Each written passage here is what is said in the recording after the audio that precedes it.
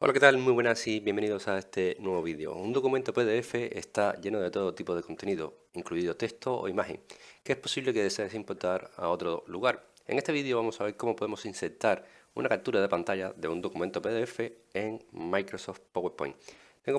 Aquí ahora mismo tengo preparado este documento PDF que lo vamos a utilizar como ejemplo, ¿vale? Vamos a hacerle una captura de pantalla y vamos a seleccionar el área que queremos, por ejemplo, que se nos inserte dentro de nuestro PowerPoint. Una vez que tenemos ya copiada la opción para pegar dentro de nuestro PowerPoint con una captura de pantalla, nos iremos directamente a nuestra diapositiva. Vamos a borrar este ejemplo que tenemos por aquí y nos vamos a la pestaña de insertar. Una vez que estamos aquí dentro de esta pestaña, verás que tienes aquí una opción llamada captura, donde nos está indicando que podemos hacer una captura de pantalla. Vamos a hacer un clic sobre este desplegable y verás que ahora ya te aparece un recorte, que es el que has utilizado para hacer primeramente la captura de pantalla.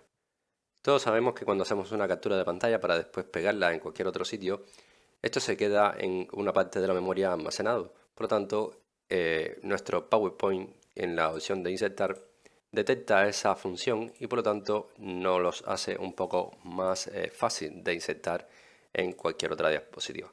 Por lo tanto, así de sencillo es como podemos insertar una imagen de una captura de pantalla en un PowerPoint. Espero que este vídeo te haya gustado, te haya ayudado. Si es así, como siempre te digo, te invito a que me dejes tu like, suscríbete a nuestro canal y por supuesto nos vemos en un siguiente vídeo.